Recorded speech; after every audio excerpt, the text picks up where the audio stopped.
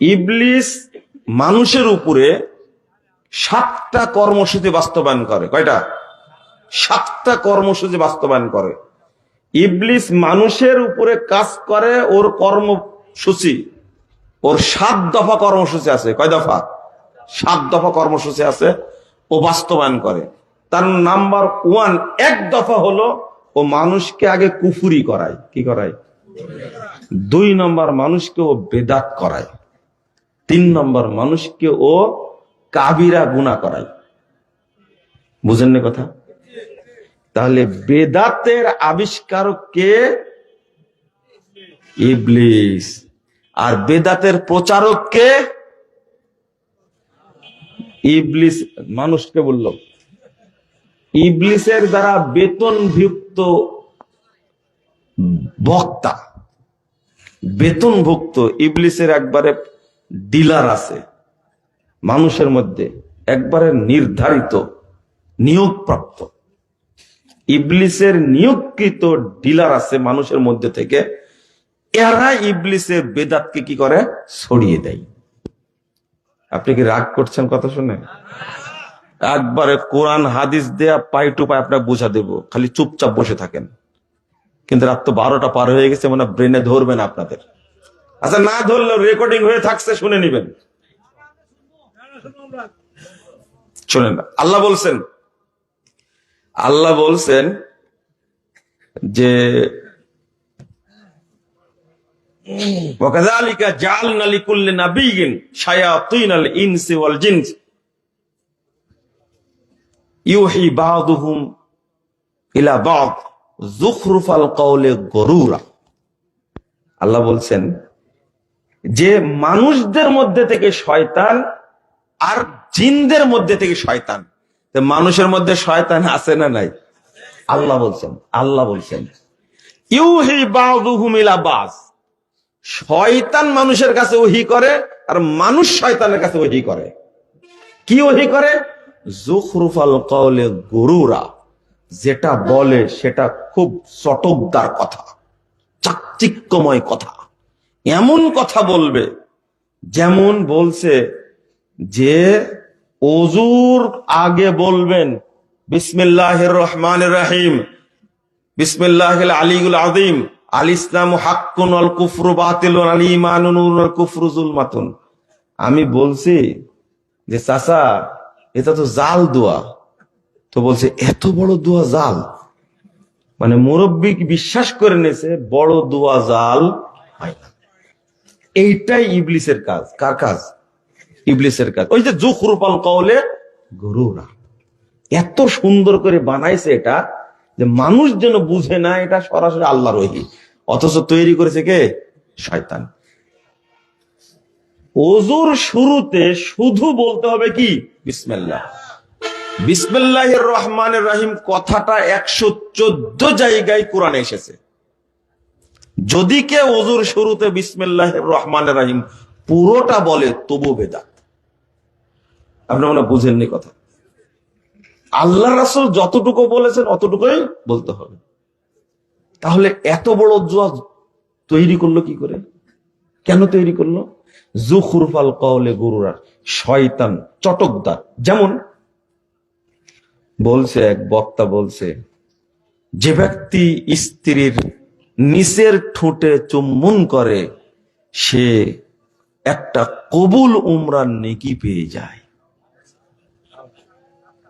কি বললেন আপনারা? কেউ সুবহানাল্লাহ বলেননি? এই শুনে বুঝাই কয়, শুনে এখানে হুজুরও খুশি, মহিলারাও খুশি, আপনারাও খুশি। এইরকম ফজিলত তো জীবনে শুনিনি এটা, অথচ তৈরি করেছে কে? ইবলিস। এর কোন দলিল? বসেন, রাগ করছেন? কোন রাগ নাই, বসেন। আমি বুঝাচ্ছি যে জিনিসটা ইবলিস আপনাকে কিভাবে ধোঁকা দিচ্ছে দেখেন। যুখরুফাল কওলি গুরুরা, আপনি ভাবতেই পারবেন না। ইবলিস সালাতটা নষ্ট করে ফেলেছে। এই যে ওযু নষ্ট করে ফেললো কি করে? হ্যাঁ, অজুর শুরুতে বেদাত করে অজুর গোষ্ঠী শেষ শেষ শেষ আর নাই। এবার আপনাকে শিখাচ্ছে, দেখেন ইবলিস বলছে, এই অজুর যে ফজিলত ইবলিস কেন তৈরি করবে না এগুলো? বলছে যে এই উঁচু জায়গায় বসে অজু করতে হয়, মিথ্যা কথা। এটা ইবলিসে আমল, এটা শয়তানের আমল, এটা সারি আমল না। বলছে যে খালি গায়ে অজু করা যাবে না, এই দেখেন শয়তানি আমল। এরপরে বলছে কেবলামুখী হয়ে অজু করতে হবে, এটা শয়তানের আমল। এরপরে বলছে অজুর পানি যেন উল্টা আপনার অঙ্গে না পড়ে, এই দেখেন শয়তানি আমল। কথা কি বুঝলেন আপনি? বুঝেননি আপনি, বুঝবেন না। অর্থাৎ যে দিক ইচ্ছা সেই দিক ঘুরে অজু করা যাবে, কোনো সমস্যা নাই, খালি গায়ে অজু করা যাবে। আরে অজুর পানি বদনার মধ্যে পড়বে না কেন? হাদিস আছে না, রাসূল সাল্লাল্লাহু আলাইহি ওয়াসাল্লাম বদনার মধ্যে হাত ঢুকায় পানি তুলছে, অজু করছে, তো অঙ্গের পানি পড়ছে না? সহিহ বুখারী মুসলিমের হাদিস 31 পৃষ্ঠা খুলেন আপনি। তওবা তওবা তওবা, এইগুলো তৈরি করছে কেন? কেন তৈরি করেছে? এবার ঘাড় মাথা করবেন, কি করবেন? অজুর গোষ্ঠী শেষ, একটাই যথেষ্ট। আর অজু করার আগে যা করেছেন, অজু করার আগে যা করেছেন পেশাব করতে যায়, এটা না বলাই ভালো। আমি আগে বলেছি আপনি পেশাব করতে জানেন না, এমনি বলেছি। আজকেও দেখে আসলাম একজন এই ধরে এমন ঝাঁকা দিচ্ছে আর উঠা বসা করছে, লজ্জা শরম কিছু নেই রে ভাই।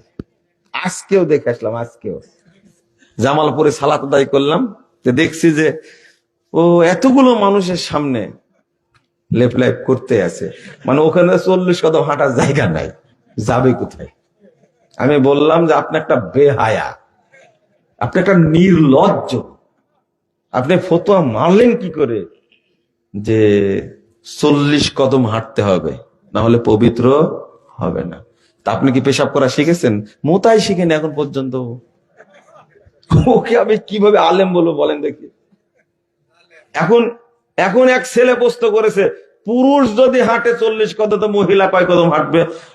একে সহ্য করা যায় বলেন দেখি? আস্তাগফিরুল্লাহ আস্তাগফিরুল্লাহ, নাউযুবিল্লাহ নাউযুবিল্লাহ। ও পট করে মাঝখান থেকে প্রশ্ন করে বসেছে, অথচ পুরুষের পেশাবের চেয়ে মহিলার পেশাব বেশি অপবিত্র, তাই না?